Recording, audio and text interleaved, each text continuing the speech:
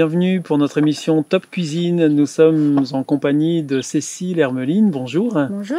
Vous nous accueillez ici dans votre jardin, autour de cette table, devant ces fruits qui proviennent de vos vergers. Et vous nous parlez de cuisine parce que vous êtes auteur d'un ouvrage qui s'intitule Gastronomie végétale. Et alors aujourd'hui, vous allez nous parler d'un aliment particulier, c'est l'avoine. L'avoine qu'on retrouve dans une recette qui est le granola, on en avait parlé lors de notre émission précédente. Mais est-ce que vous pouvez vous arrêter quelques instants sur l'avoine, Cécile? Oui, avec plaisir. L'avoine, c'est une céréale très intéressante parce qu'elle ne contient pas de gluten normalement et elle est très facile à digérer. D'une part, elle contient aussi beaucoup de fibres, beaucoup de calcium, comme la plupart des autres céréales. Et elle est très intéressante d'une autre part parce que c'est la seule céréale dans le règne des graminées qui contient un acide gras essentiel. Et cette... Alors qu'est-ce que ça veut dire? Enfin, à quoi ça sert de contenir un acide gras essentiel, Cécile? Ça veut dire que elle permet grâce à la vitamine E qu'elle contient, oui, un bon passage de l'influx nerveux au niveau du cerveau. Donc on va avoir une meilleure concentration. D'accord. L'avoine permet de se concentrer plus facilement, on peut le dire comme ça? Je pense, oui, oui, on peut le dire. On dit aussi que ça donne du tonus, non, l'avoine? Oui.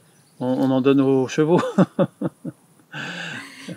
Oui, parce qu'eux, ils aiment énormément les céréales. Oui. Mais nous, les humains, pendant longtemps, ça a été la nourriture de beaucoup de peuples en Europe. Mm-hmm. Tous les gens d'Europe du Nord ont consommé de l'avoine.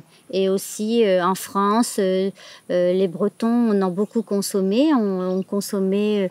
tous les paysans en France consommaient de l'avoine. Ça se consommait sous forme essentiellement soit de bouillie ou de flocons. C'est plus récent. Et ça se mange cuit plutôt, l'avoine, hein? Ça se mange plutôt cuit, oui, généralement cuit. Parce que c'est un flocon que l'on doit cuire. Et alors donc, pour savoir manger l'avoine, enfin pour l'utiliser correctement, vous nous proposez une recette qui est le granola. Alors, qu'est-ce que c'est le granola? Le granola, en fait, c'est un muesli croustillant.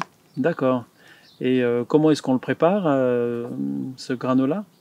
On le prépare en mélangeant d'une part les ingrédients secs ensemble et les ingrédients liquides ensemble. Et après, on réunit les deux pour en faire un mélange que l'on étale sur une plaque et que l'on fait cuire au four à basse température.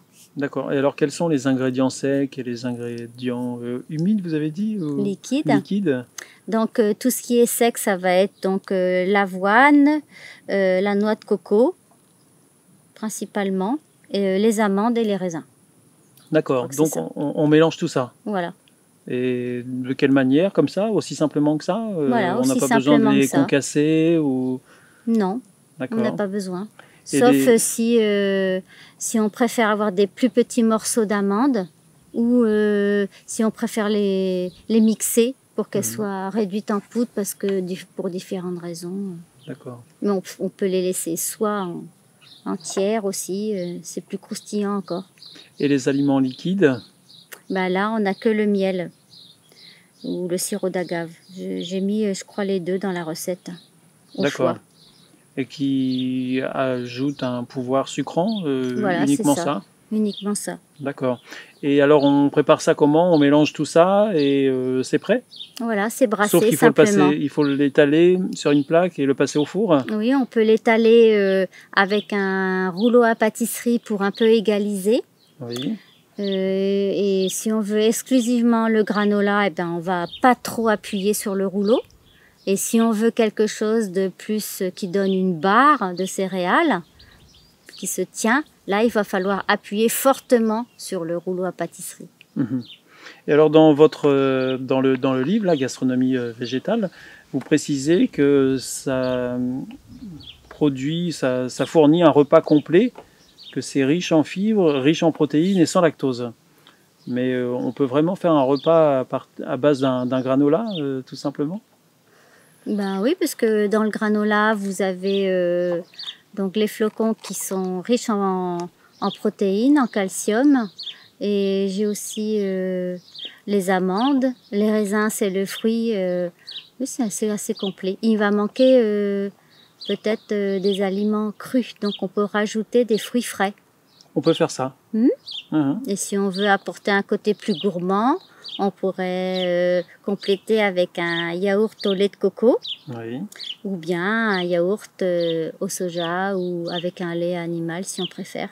Alors on peut le consommer en dessert ou le matin ou en petit déjeuner? Voilà, il y a 2 possibilités. On peut aussi avoir une troisième possibilité, Oui. c'est si on fait un gâteau et avec des fruits et qu'on veut compléter par-dessus. Ça donnera un côté croustillant, par exemple sur une tarte aux fruits. D'accord. Bon ben voilà, plein d'idées pour le granola et pour peut-être découvrir un nouveau dessert. C'était Top Cuisine, nous étions avec Cécile Hermeline, auteure du livre Gastronomie végétale aux éditions Vie et Santé, que vous pouvez retrouver en vous rendant sur le site internet des éditions Vie et Santé. Voilà, merci beaucoup Cécile, à bientôt. Merci. Au revoir.